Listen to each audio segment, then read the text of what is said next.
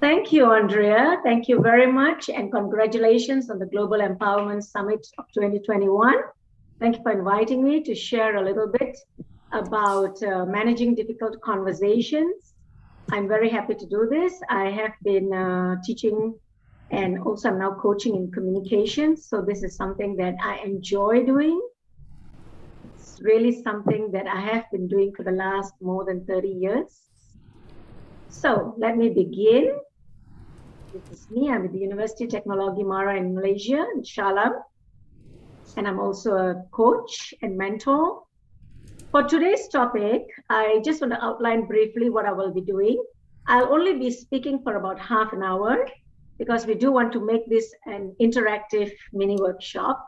So I have invited Kaflina, Jay, and Jamila, Professor Jamila, as well as Asma, Dr. Asma, to share a little bit about their own case studies of managing difficult conversations. So we'll do that after the first half hour of presentation. And of course, after that, please jump in for any questions. Do feel free to write in the chat as well. I want to begin with a very quick Multimeter exercise, if you don't mind. Words that come to your mind about a difficult conversation. You can either scan the QR code, or you can click on the Mentimeter. Andrea, are you putting that in the chat, or shall I?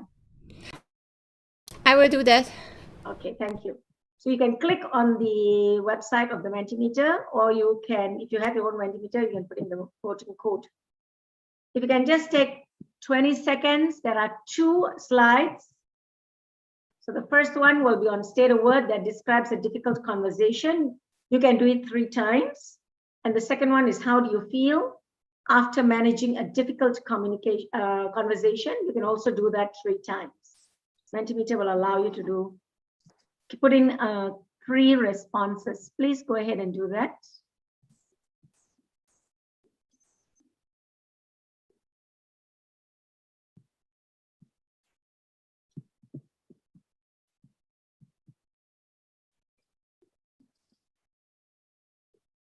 Are you able to do it?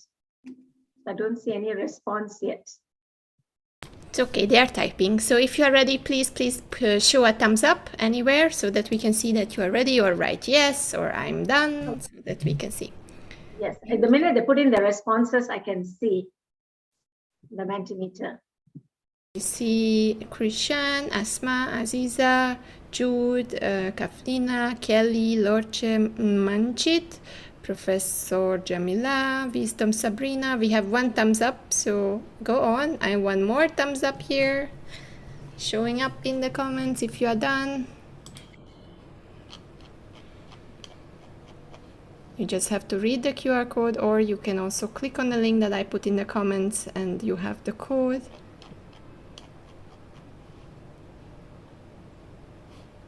We can even give a little time so that they are doing it while you are doing the presentation, maybe. Great, I see that now. The words coming in. Difficult conversation, words that come to your mind: patient, disagreement, not interested, stressful, sensitive, judgmental, hostile, criticizing, not sure. Let's see what else you have. Sensitive, patient. Another 10 seconds for this, and then we'll go to the next slide.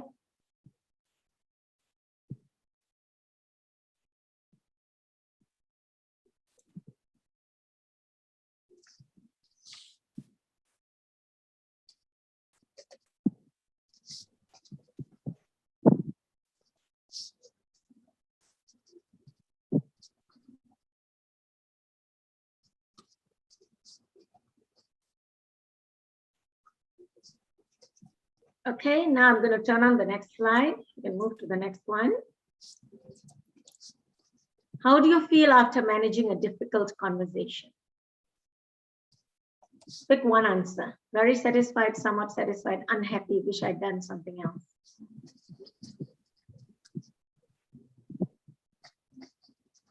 We have some of the comments coming in the chat. So stressful, drained. Okay.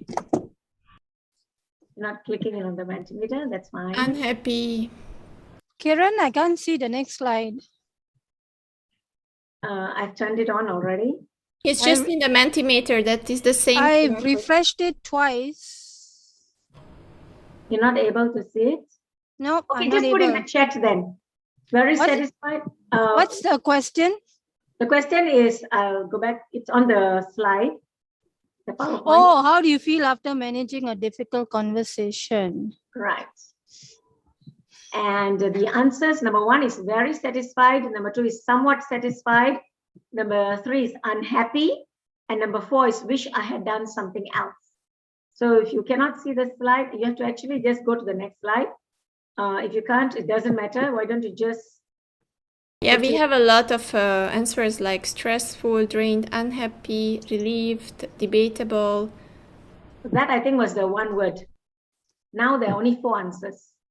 Very satisfied, somewhat satisfied, unhappy, and wish it had been something else. I wish I had done something else. You can just put the number if you like, 1, 2, 3, 4. 1 is very satisfied, 2 is somewhat satisfied, 3 is unhappy, and 4 is wish I had done something else. You can either key in. We have the numbers coming in, so we have a 2, we have a 3, we have somewhat satisfied, 1 and 4.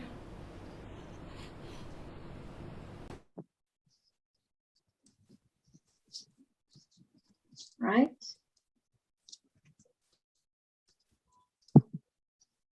Satisfied, happy, somewhat satisfied. So most people are somewhat satisfied. That's great. Okay, thank you for this very quick exercise just to get a feeling of where we are on what we are doing. You know, so just a quick idea of also what you describe difficult conversation to be. It's all about, you know, being stressful and the rest of it. So I will not present it. What I'm going to do is I'm going to print screen and let me take it into my slide here. I will just share that one slide with you so that you can see your own answers. These were your answers. Can you see them? Yes, we can. So interesting. So most of us think that there is something about criticism and being stressful and being judgmental and disagreeing and being not interested. So a lot of negativity involved with this. And now I just want to check with you, in Britain, the most difficult conversations occur in the workplace. Just to share some findings.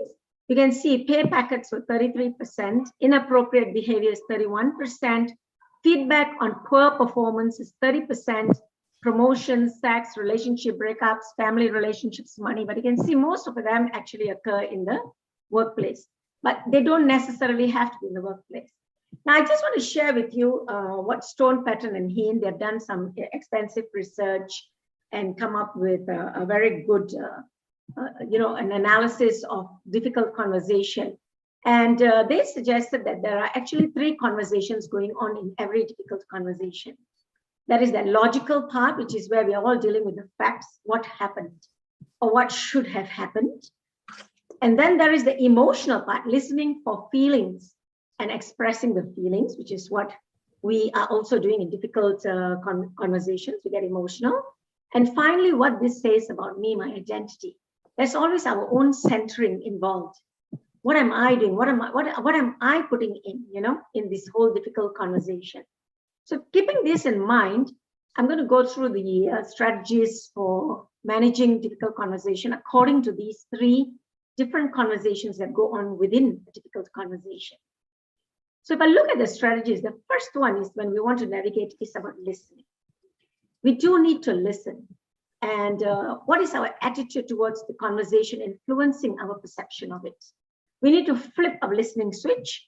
We need to take mental notes. We need to respond rather than react. As George Bernard Shaw said, the single biggest problem in communication is the illusion that it has taken place. That's the biggest problem. We always think the communication has taken place. And then we wonder why there's a breakdown in communication. Why are people getting upset with us? So that whole point about listening, is so important. And part of listening is also the perspectives that we all have. We all come with our own biases, personal biases, cultural biases, our experiences. There's a whole, I'm sure you've all seen this, the blind and the elephant. When you're blind and you're touching different parts of the elephant, you are seeing different things. One sees the trunk as a snake, one sees the body as a wall, one sees the tail as a rope, and they don't see the whole truth, the full picture. This is our experience generally in any conversation, in any communication. I want to ask you to just put this in the chat, and you can Zoom, you can also put it down in Zoom. I'm sure Andrea will track it. What do you see at first glance? First glance, don't look too much, just first glance and write down the first word that comes to your mind. First thing you see. Okay, 10 seconds. This is the first thing you see. Black Panther, a lady. Everyone is thinking a leopard. You see Black Panther, a lady, leopard, woman's face of a girl, fine. Now look again, what do you see? Now after your first 5 seconds, now what else do you see? Those who saw the Black Panther, do you see anything else? You can write that in the chat. Those who saw the lady's face, do you see anything else? You put their animals, you want to describe the bird, okay. So this is what we all, this is just a classic example of how, different perspectives, what we see. And we must remember listening is always not just about listening to words. It's also about your verbal and your non-verbal cues. So this is, and it comes with all your cultural biases and your own experiences. So this is all about what we bring into our conversation. And that's why conversations can be so tricky. Communication can be so tricky. As Richard Branson said, lead by listening. To be a good leader, you have to be a great listener. So as leaders, whatever conversations we are having, whatever difficult conversations, communications we're doing, we need, number one, we need to listen. So we need to listen mindfully while being present. This is very important. Today, with all the digital interferences that we have, our mobile phones, our iPads, even at the dining table, I'm sure you've seen the classic photograph, I should have put it there, where nobody's really listening to anybody and everybody is on their own little gadgets. So focus, the non-verbals, the cues, all this are very important. Flip the listening switch, focus. Taking mental notes. When you're listening, you should also be able to separate the details, the key ideas, the call to action, which is what somebody is telling you, whoever you're having the conversation with. Are we listening for all this? Or are we only listening with quarter of our ear and 3/4 is on our gadget? And responding, are we asking clarifying questions or are we making assumptions? One of the biggest issues is we make too many assumptions. We make assumptions based on our own experiences. So are we asking those clarifying questions? What? How? These are also important. So these empathetic listening tips are so important. That is the first point, listening. The second one now is to go into the 3 points of the conversation, the what happened conversation. Because the whole thing about constructive conversation is learning versus the confrontational conversation. We want to have a learning conversation, not a confrontational conversation. What happened conversation? You find the intent. What is the intention behind whatever someone is telling you? I have so many issues. I think all of us do. Sometimes I'm given a KPI. This is what I must do. And I must lead my mentoring of my younger colleagues, or whether it's with my coachee and my mentee. These are, things that I have KPIs to meet. They also have KPIs to meet very often at workplace, right?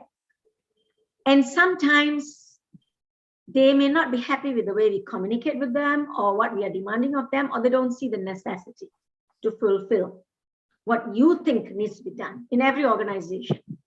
The bosses have something to do. The others may not be too keen about it.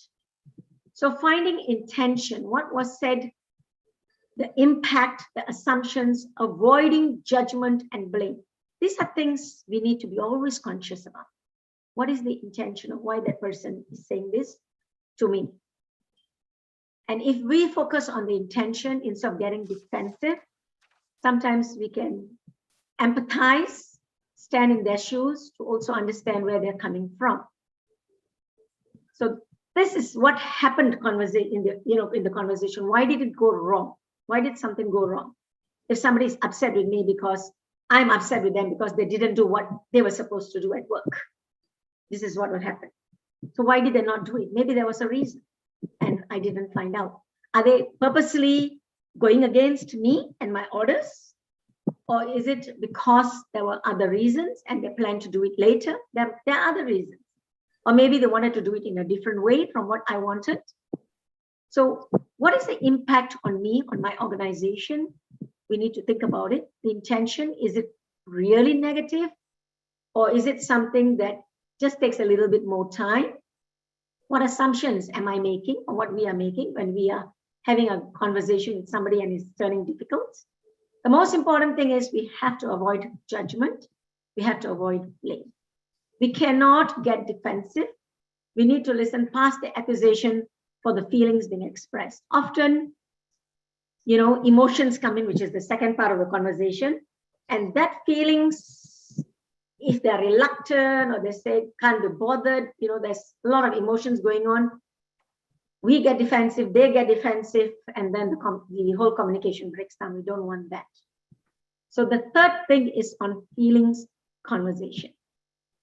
All that really was ever at stake was hurt feelings. Why conversations go bad is because both parties or one party feels hurt. In fact, often when it's a conversation going bad, it's both parties going negative on it. Both getting angry, both getting upset, both feeling the other is pulling a trick on them. So it's always that. So the idea is to look at the feelings of all parties matter and to describe, share, and listen. It's always about communicating. We need to listen, we need to communicate, we need to engage. Very important. We need to engage. We need to talk to each other. We need to describe, share, and listen. Just share what was it that we were thinking of when we did or did not do something, or when we said or did not say something. I know we all are also aware that political parties sometimes go negative on each other. Our government has gone negative with other people, if you remember, sometimes, and the conversations go difficult after that. When one of our former prime ministers was called recalcitrant by the prime minister of another country. If you remember that story of a few years ago by Australia, and our prime minister got very upset, even whether he got upset or not, but the public and the people of Malaysia got upset. When in Australia, recalcitrant doesn't really have very negative a connotation. Sometimes there's also the cultural connotation to it. To them, it's just stating a fact. But for us, it was like putting down a leader. And it could be because we have our own cultural biases of we do not say anything negative about our leaders, our fathers. We have that kind of a patriarchal society as well. So there is all these feelings of all parties that matter, describing, sharing, and listening. That is very, very important. Main point is do not judge anyone's feelings. Do not vent. Do not vent on each other. These are things we have to bear in mind.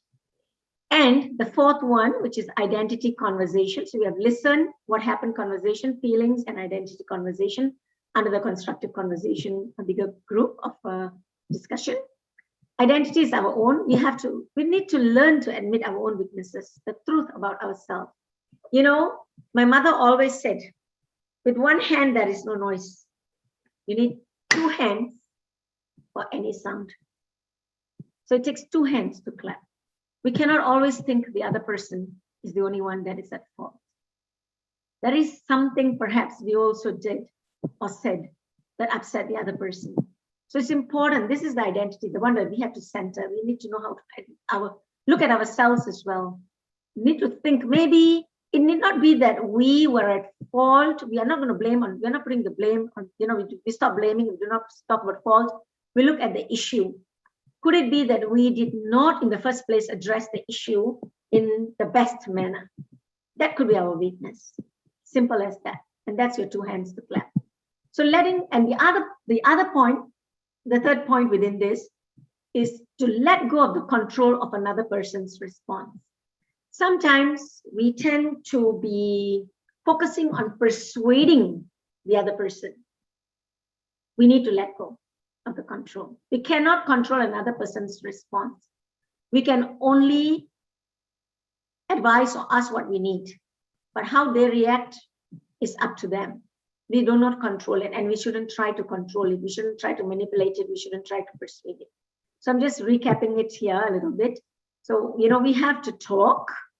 We have to set specific expectations. That's also very important. We need to be assertive. One of the things we need to learn in conversations and in communication, and especially in difficult conversations, is that we need to learn to be assertive. We cannot be domineering, we cannot be overbearing, we cannot be intolerable, we cannot manipulate, but we need to learn to be assertive. Now, when is the time to raise an issue? When is it time to let go? We need to learn that. There must be a purpose for our communication. And that purpose, to explain to the other party, we need to do it from a neutral ground, from a third party. Take a third party perspective, not my perspective, not your perspective, but the bigger picture. What is the goal of the organization? What is the goal of the industry? What is the goal of the nation? If there's an economic goal, how are we contributing to it? We need to look at it from a bigger party and a bigger perspective and take our discussion from that. And we shouldn't be avoiding difficult conversations, because there is a purpose in every conversation that we need to have. So we must look at the opportunity versus the peril. If we have the conversation, there is an opportunity to achieve something. If we don't have it, it's at our own peril. We may lose something. So we cannot just say, sweep it under the carpet and let's forget about it. We should address it where we can, and especially if it is for an organizational goal or your personal goal. The second point is, what is it all about? What is said, what is not said? We need to listen carefully to that. I'm recapping what I just said earlier, okay? It comes from the stand of curiosity. We need to be curious. We always need to be curious. It's always about help me understand help me understand what made you not complete this assignment, or help me understand what made you do it in this way and not the way that was requested, for example. So it's always putting the ball back in their court and letting them explain. That is engaging, rather than making assumptions and blaming and pulling them out. So it's better to engage. Third one, does your audience understand your point of view? So in the first and the second, especially in the second, we are trying to understand their point of view. The third perspective is they must also understand your point of view. This is what I was talking about, assertive communication as well. So in managing difficult conversations, we also need to be assertive to a certain extent. So we need to be explicit of what we also want. We need to speak with clarity and power and be direct. So while we're engaging with them, understanding their perspective, we also need to understand our point of view and what is needed for the bigger goal of the organization or the purpose. So being explicit is very important. Instead of leaving it, for them to guess. They shouldn't be guessing what you want. You need to be explicit. Write it down if it needs to be written, rather than verbal. So in our culture, we talk about the different cultures. So of course, in our culture, we are not so explicit, compared to the Western culture. However, of course, now that we are also, cultures are now all very mixed. Hofstede's earlier cultural perspectives we were not so explicit. But from my point of view right now, in Kuala Lumpur and even in all our big cities, especially amongst the more cosmopolitan cities that we have and the more business-oriented and our global businesses, we are being explicit. So we just need to be also learning to speak with clarity and power and being direct. And our fourth point is how to solve the problem. We must have a closure there on how we're going to solve the problem. And sometimes we need to take the lead. And when taking the lead, look back at the previous points, engage, always look at the end goal, envision your outcome, visualize the different possibilities that will arise from this very difficult conversation. And I already mentioned some of the difficult conversations that we have, and I'm going to invite the others later to share theirs. So I won't go too much into the cases, and you have all already mentioned some of it. That's why I asked you to do the Mentimeter, so it comes to your mind and you're already thinking about the different types of difficult conversations that you have always had. So, you know, we always have them. It can be top down, it can be bottom up. It doesn't matter. It could be the employee to the CEO, it could be the CEO to the employee, it could be the head of the department to the people who are under their care that they're managing, and vice versa. Could be peer to peer. It could be even in your family amongst parents and children, siblings, sibling and sibling, or even the children with the parents. So it goes in all directions. So taking the lead is also important to solve the problem. Somebody needs to take the lead. And then only you will see a result at the end. So in conclusion, because it's already half an hour and I promised I was going to share some case studies with some of my participants here today. So a successful outcome will depend on two things: how you are and what you say. How you are is you, how centered you are, how supportive, how curious, what kind of problem solving you are involved in will greatly also influence what you say. This is by Rita. She has also pointed this out in her writings, you know. So that centering of yourself is important, and it influences what you say. The second thing we just have also talked about, and just to recap, is getting out of your way. Reframing to opportunity, listening, engaging, and then responding. So always getting out of your way, looking at other perspectives, address that elephant in your room. You cannot ignore that elephant in your room. If there's a problem, there's a problem. You need to address it. You cannot ignore it. Get it out of your way. Reframe to the opportunity. What opportunity can we get out of it? Listen empathetically, listen mindfully, be present. Engage, find out the other person's perspective and where they are coming from, empathize. And then respond rather than react. We need to cut down on our reaction. And finally, keep the focus on the issue, not the person. This is the part about the emotional. Very often when we go emotional, it's because we lose sight of the issue and begin to focus on the person rather than the issue. And this is something we have to be very, very concerned about. Keep focus on the issue and not the person. That's so important. So now I'm going to stop share because I want the gallery view and I want to see what our friends, and I wanted to also look at our friends who are speaking. And I'm going to invite, the first person I'm going to invite is Kaflina. And Kaflina, the first question I will have for you before I'll go to the second question is what has been, I know there are 4 questions here, but I'm summarizing them into 2 questions. What has been a difficult conversation for you and how did you manage it? Is my first question to you. I will stop share. Let's have a gallery view. You can turn on your gallery view. And Kaflina, go ahead, tell us, share with us. Right. My difficult conversation is actually dealing with my supervisor because I'm actually now on a full-time study mode doing my PhD, and it's not easy as well. It's just that I treat my supervisor like my own boss when I was working in a corporate. And how did you manage it? I'm actually quite confrontational. I am the type that will go up and tell a person, you know, what issues I face. What I think is that with this kind of approach is that not everyone likes to be confronted. So that's my challenge actually. Yeah. So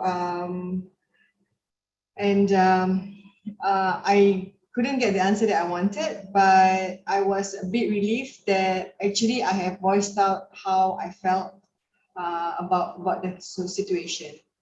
But then again, I think it's something that we all face. If we have to work with new people, new bosses, new supervisors, it's something that we need to learn and how to actually deal with them.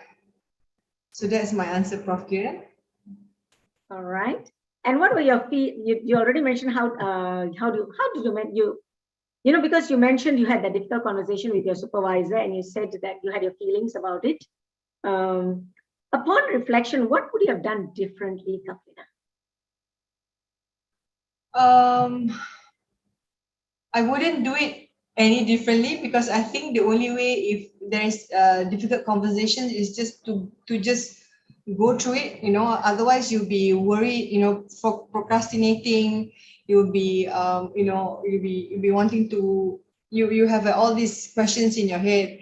So to me, it's just the best is just to let it out, you know, and confront the issue. That's what I think. Yeah, I wouldn't do it any differently. Okay, thank you. Anything else, Kaflina, you want to share about your managing your conversation? I think patience is a virtue, but I think with the lockdown is also not helping, because we are actually on Zoom. You know, we are actually we don't really build the relationship as opposed to when we are able to meet people. Only now that we can go out and meet others. But yeah, so I think like Prof. Kiran mentioned just now, nothing beats building a relationship in physical. Yeah. Thank you, Kaflina.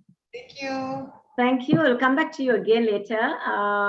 Dr. Jamila, would you like to? Okay, hi, Prof. Kiran. Can you hear me clearly? Very clear. My first question to you, Prof. J, is what has been a difficult conversation for you and how did you manage it? Frankly speaking, after listening to your after listening to you and looking at PowerPoint, I think that is the most ideal state. I wish we all have that kind of perspective. But again, I feel that because culturally in Malaysia we think differently, not everybody will adopt the same state of that ideal state, trying to be positive, trying to accept anything. And I guess it's got to do with demographic background and whatnot. So frankly speaking, after you give all this positive and very slightly, I mean, the perspective that we sort adopt, I was thinking, should I be telling you the story? But since I promised, so let me tell the story. But again, like I said, that's the ideal state. I wish everybody think that way, but unfortunately, it's not. Okay, what happened was, I think when I was the dean in 2012, yeah, the first woman dean in School of Communication, University Science Malaysia.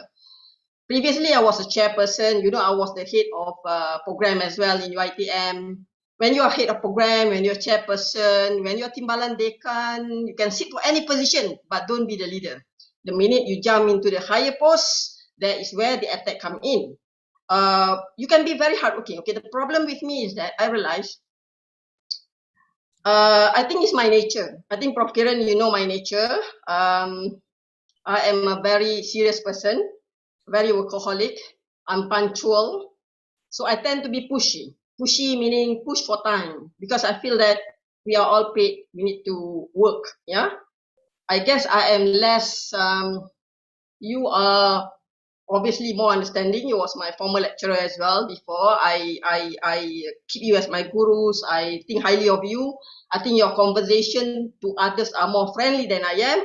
I am just keep the conversation short, work basis. I'm only close to people who I know. So I guess the character got to do with that as well.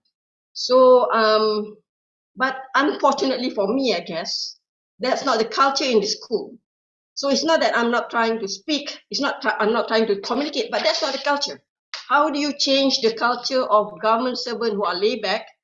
Prof. Kiran, you know you are in the university. If you are in the university, if you are senior lecturer, you won't get associate professor because you don't have research grant, you don't have publication. Obviously, you will not be promoted. What do? You just relax and go drink teh tarik, be with your friend, regardless how much your boss trying to be empathy and understanding, it will go down the drain. Because you have to remember, the leaders like us will be pushed by the top leader, by the vice chancellor, and pushed by the KPT. So we have our output. I wish I am a lecturer working in private university. I think I'll be very successful. Jamila, can I just ask you to maybe share one specific conversation you may have had with any of your subordinates?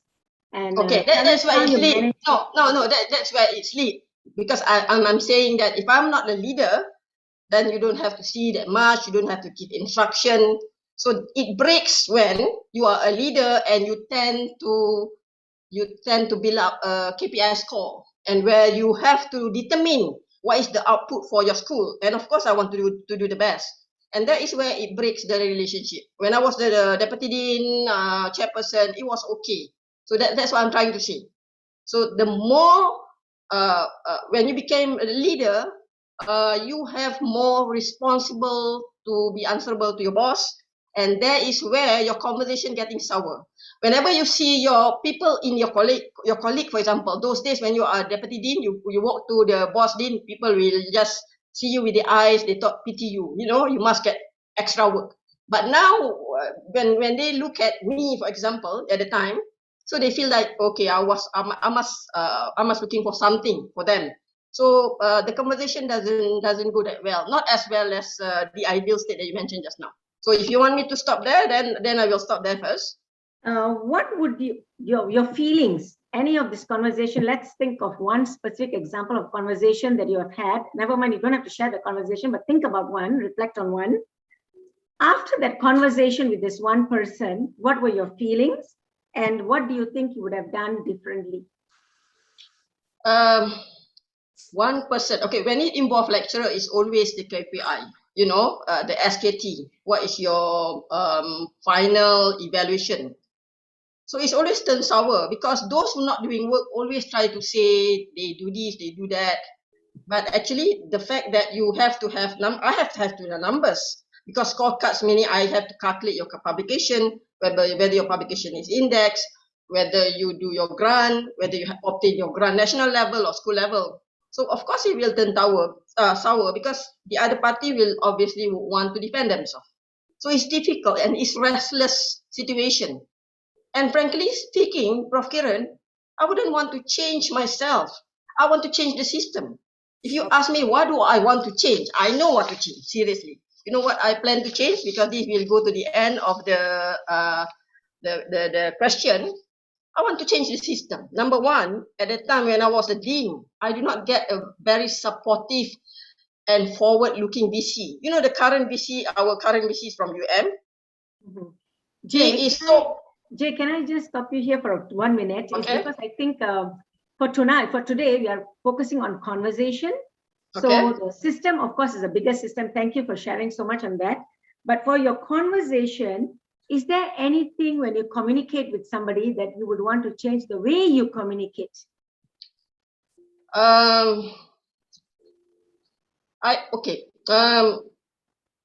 Yes and no. It's difficult. Like, for example, just now you gave your question. You said whether it's somewhat or you want to change. Actually, it can be 1, 2, 3. Depends on who they are, who you're talking to. If you're talking to a positive person who do nothing, but claim, okay, I'm sorry, I will back up, it will be amicable. It's like telling someone and hit someone at the right spot. So the communication works. But if you tell someone who was so defensive and at the end they said, oh, I'm not going to get anything out of it, I'm not due for promotion, So what do you expect me to change? I don't think so. So that's why I said the system needs to be changed. You know why? Because the system is wrong. Yes, I know that, Prof. Kiran, you are looking for the conversation, but this is the conversation. This is the reality. The impact of me not being able to converse or give a very logical conversation to illogical person is because of the system. So I fail to communicate because of the system. That's why I'm trying to say the ecology actually is very important. So somewhat hit the way I react as well. If you say that I have to tone down and have empathy with them, yes, but then what about the output of the school? What about the things that we need to do? So it's not that I don't want to be nice. I try to be nice, but sometimes you need an output, So yes, conversation, but again, it goes with the system. If the system is supportive, if the person I talk to is supportive, then you will have amicable conversation. Prof. Kiran. I hope I answered your question.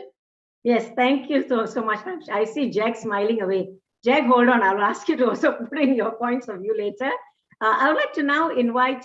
So we had one from Kaflina, where she's the supervisee talking to her supervisor. So it was bottom up. And then we had Jay, who was from top down. And now if I can invite Dr. Asma, who is going to speak about cross-cultural situation in making it a difficult conversation. Asma? Thank you, Kiran. I find it very interesting to listen to to Professor Jamila and Kaflina. I think you were talking about your work situations. I like to make it a bit more, I suppose, personal to some extent, because I have a cross-cultural marriage. And, cross-cultural conflict is ongoing until now. We always have different perspectives when we have a topic for discussion, which is interesting, but sometimes it can be frustrating. I recall an experience many years ago when my late parents were still alive. And I used to tell my husband, because they live down the road, why don't you visit them, when you have time? Because at that time I was working, and he was on his own working from home, so he has more time. So he said, well, I don't know, if I go and see them, I don't know how to carry a conversation. My mother, of course, doesn't speak English so well. My dad does, but he at that time he was playing golf more than being at home. So he was saying that if I were to go to the house, what should I do? I cannot carry a conversation. I said, well, you don't really have to carry an intellectual conversation, but all you have to do is to show face by being there, so that my mother will know that, you care for him, you care for her, and you're interested in her welfare. So it took him a while to understand that, because in the Asian context, showing face and being there without having to articulate anything is good enough. So I think that is one of the cross-cultural encounters that we have, and it relates to the differences in our culture. But over the years, I suppose he gets used to it, that sometimes you can be with a person and not say anything. Just being there will do. I'm not quite sure whether that answers your question. Asma, that reminds us about the centering, doesn't it? So you're being there, you're also centered yourself in the way you are. Exactly. Also, the way you're also doing your body language, your nonverbals, that counts a lot in the cross-cultural perspective, especially. Yeah. Just being there. You could be reading the newspapers, doesn't matter, or have yourself to a cup of coffee, but you're there in the setting. The fact that you even attended, that in itself is a nonverbal cue of respect. Exactly. So it's again part of, the conversation could have gone bad because there's a whole cross-cultural perspective, but yet by being there, by being present, by observing and being respectfully present, very important. Yeah, I think in the Asian culture, you have to be very careful about being too articulate in your points of views, especially with older people. You were talking about ageism earlier on. I thought it was quite interesting. So I think the cultural differences are there. It's up for you to, detect them. Prof. Kiran, I want to ask one question. Sure. Because it's interesting as well in our culture. I used to be very quiet if I not familiar with that particular person. For example, Prof. Kiran always have many friends coming over to her house. So I usually just keep quiet. To her house, it's okay, because people in the house are very positive. But if I happen to be in another house or another setting, people would say, oh, gee, it's very arrogant. yeah, she's university professor, she must be very sombong. You know, it's the prediction is already there. So that's why my question is that that's why I said it got to do with culture. In Malaysia especially, it's okay overseas. But how to overcome that kind of because you cannot change people mentality. But do that really exist? But that's what I felt, especially when I be with strangers at other people's house or other places, and I keep very quiet. People don't see me as a quiet person who are not talkative when I have somebody that I do not know, but they will presume that I am like I said, sombong, or not want to mingle with strangers. I would like to hear your perspective. Thank you. You know, one of the things we always talk about is authenticity. And we've always been talking about this, right? In the way we relate with people, our relationships, we always talk about being genuine, being authentic in any relationship. So from my perspective is, as long as you do not pretend to be somebody you are not, you're being authentic in being who you are, and you do respect the other person because you respect yourself. Like we said, we have to be assertive as well. We have to respect what we want and what we do. But like Asma has also mentioned, in the different cultures, you also have to talk about the respect that is acceptable with the different communities around you. If that is there, I don't think there is much to fear. I think generally people, maybe I'm being idealistic here, generally people respect authenticity. That has been my personal experience. It's just that when you try to force yourself and your opinion on others and have this holier than thou art kind of attitude, or you come in forcefully to manipulate them, which is what I was talking about earlier, be curious to understand, engage with them rather than manipulating and trying to persuade them only. Because that is then you're trying to change their responses to fit you rather than what they want. So authenticity, I think, is very, very important. And it shouldn't be a problem if you have that in no matter which situation. I somehow have not seen that as a problem. Maybe somebody else wants to add to that. Anybody wants to add to it, to a question? Okay. Asma, you want to? Yeah, if I may. There is a tendency for us to carry our formal role into our informal setting. And I think maybe sometimes you're not able to differentiate what is appropriate for each setting. I find that, when I was working, the manager has a role to play. And because of the hierarchical nature of our society, we tend to respect the boss. So when the boss is outside of the work setting, sometimes we cannot let go of that. He is still the boss, right? So that is the difficulty I find in our setting, how to differentiate the roles we play at the workplace and the roles we play outside the workplace.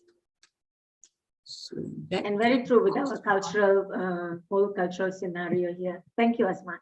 I'd like to open up to anybody else who would like to share any their personal experience in how they managed a difficult conversation and what they felt about it after that, and what would they do differently. Anyone? Can I say something? Okay, Manjit, or is it Manjit first and then Jag? Thank you. Very interesting. And I see what Professor J was saying in Asma. And I think, well, it has been alluded to, and you talked of workplace top-down, bottom-up. I think when you talk of difficult conversations, I think power dynamics matter a lot. I'm not just talking the workplace situation. It's even in a social context. It even can be at home. So the role of power, I realized throughout my working career, and even just with the family and friends, matters a lot. And particularly in the Malaysian context, I think there is a lot of so-called face given to people holding positions. And it's not just in government sector, it's not just even in the private sector, it's also in the not-for-profit sector, the non-governmental organizations. And that is where it is, for me, very challenging, because I think NGOs, we are out there because in my recent experience, I was also an academic, and I also have had my own consultancy, and I'm also still part-time consultant and all the rest of it. But in my NGO involvement, and I see a lot of this, and I'm very disappointed, because you would have thought that being in the NGO movement, you're actually a social reformer. And I've had difficult conversations regarding this, because you think you're working with somebody, but because they think they are the director of the consultancy or NGO or whatever, that they have somehow got more power than you. And even though you're sort of helping out, but it's like, you need to listen to them, and their word holds more weight. And I think that is ridiculous, because although you may be the director, but I've had my own experiences, I have my own knowledge. And therefore, how can you think that you would be better than me? So to me, when Kiran was also talking about being respectful, sometimes people just say things face to face, yeah, we show respect. But to me, I've always been more careful about actual action rather than just talk. Talk is cheap. You can say, yeah, I respect everybody's opinion. Yeah, I respect this and I respect that. But what is it that you actually do with it? And to me, that's so important. And I find, therefore, you talk about, being respectful, and you talk about cultures. And yes, I understand that people can say Asian culture is more sort of showing face, but actually even in the Western culture, it's there. People just don't understand the Western culture. Even in Australia or wherever there, I was also, whether it's in the UK, people are all still very particular. It's just that they're just a bit more open there. But I'm still coming back to the NGO, because, you talk of government sector, you talk of private corporate sector, but this kind of difficult conversations and power dynamics is very much there also in NGO. So how do you handle it? And so I have to sometimes take deep breaths, and I have to say that I'm a reformer, and this is what I think we need to do. But again, in the end, it depends on what people want to do with it. And I realize that they still tend to go with whoever is holding the power, to go with that person's view in general, especially where more people sort of go along those lines. And thank you for that. Thank you, Manjit, because really that's true. There's this whole thing about the difficult conversations is power. There's always a power play involved, and that's why conversations can go difficult sometimes. In fact, often. So yes, thank you. And now let's invite Jag to share her experience. Yeah, good evening, everyone. I would like to share about Dr. Jamila, Dr. J, and also Puan Asma. What Puan Asma said was about the culture, which I totally agree. But for Dr. J, she may have to gel with the group of people she's working with. I know the hierarchy plays the main role. When you have the higher hierarchy, the person is always looking out for the lower rank people to respect them. That is within the office and within the four walls, within the management and in the office only. Once they go out, when you meet each other anywhere else, you're supposed to leave that hierarchy behind and be a normal person as a friend. And that will give you a better atmosphere at work. Wow. Poor Dr. J, I met her at the shopping complex. She was okay. She's a nice person. And that can give her a better conversational moments in the office as well. Even though she's a professor, they will address her doctor, professor. That is the way they will address. But when it comes to friendship and how to acknowledge a person, it is how we approach, how we we have to be more accommodative. We have to accommodate every one of them. Let it be a lower rank manager, whoever it is, we have to accommodate. And that personality will slowly change. And Dr. J, I can tell you, you will have a better environment in no time. It's all the hierarchy that acts a lot of negative thoughts in the lower rank position. You see, so you don't have to worry. I can give you an example. I have our CEO. He's a very nice person. When I walk into his room, he talks to me like the boss and the staff. But when we meet him at the lift, in the lift, Jack, did you have your lunch? Can we go for lunch? I'm not going out with anyone. I'm alone. You see that immediate response from him at the lift and within the four walls. He can throw things on my face in the office, but he won't do it outside. His ranking is such that he has to put his personality so that all the staffs and all the rest in the office will give him enough respect. If he's going to giggle with all the staff every now and then of course he cannot carry his position. He needs a very strong personality as he is holding the CEO position. See? And there was once also when we had the meeting, all the deans were there, about 12 deans from different faculty. And I'm coming from the students division, and we are supposed to talk about how to increase our revenue by faculty. So it was my thought that came across at that point of time, because when I did the cross-cultural management in a foreign university in Ireland, I learned about few cultural issues.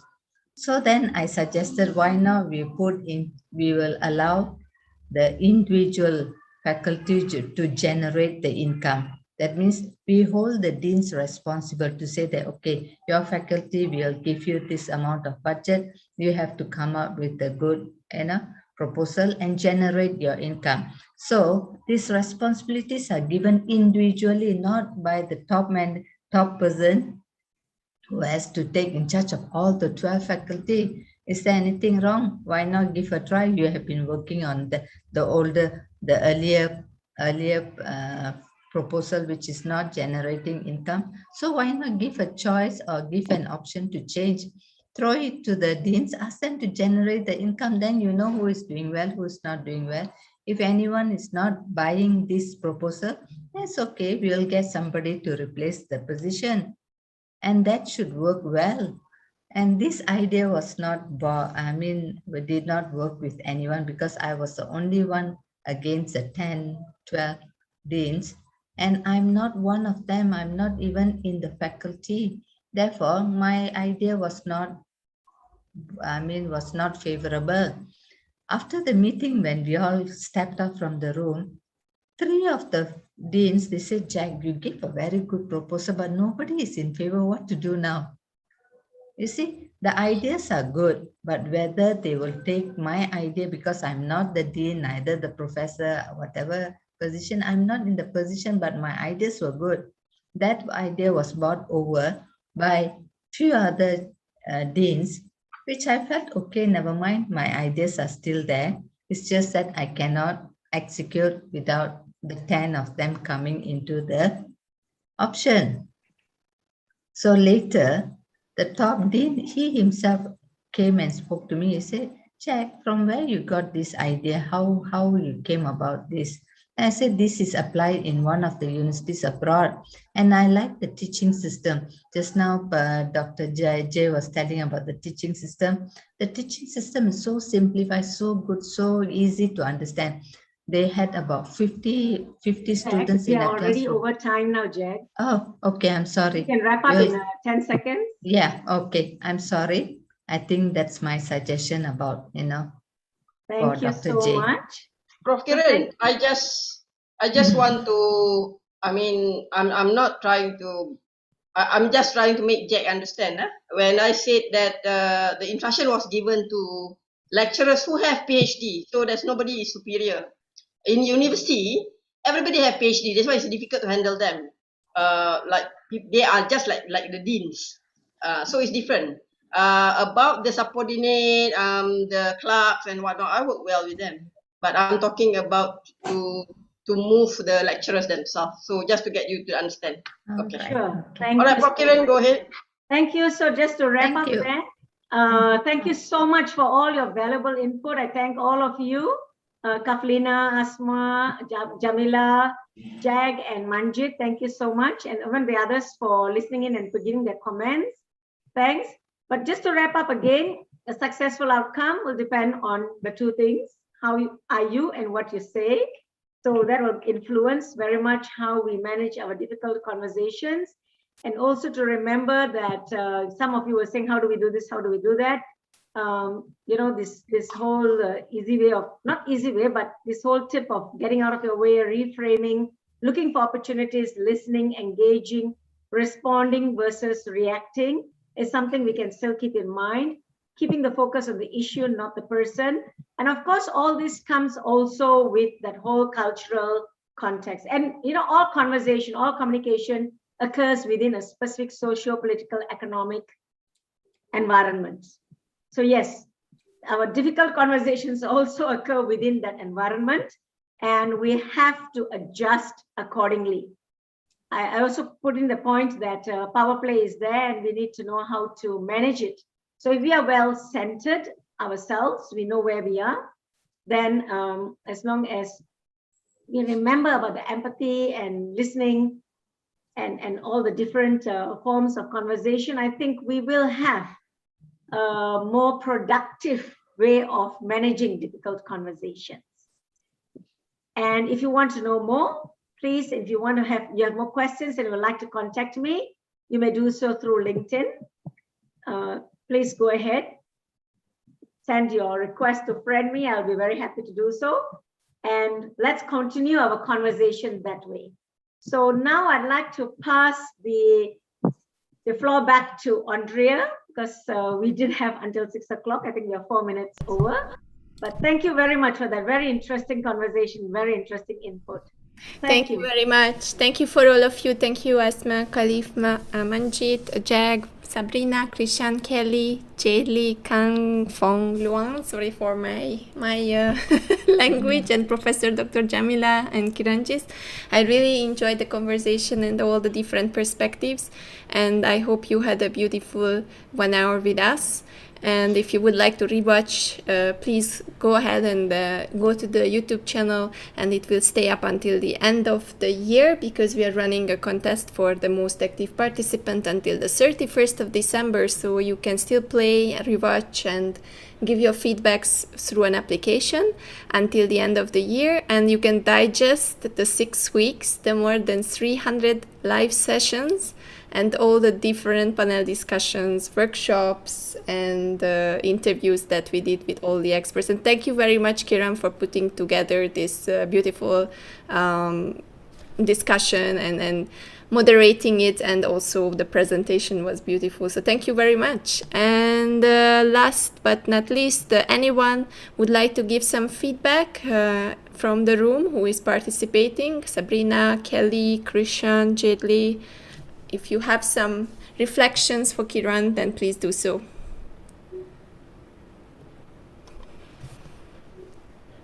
Okay, if not, then we close up the room, and I wish you a beautiful weekend and a beautiful day with your families for today and tomorrow. We have 1 more day to go from the 6-week summit. So tomorrow we will be here again live on the YouTube channel, and I'm stopping the live show now. Thank you very much.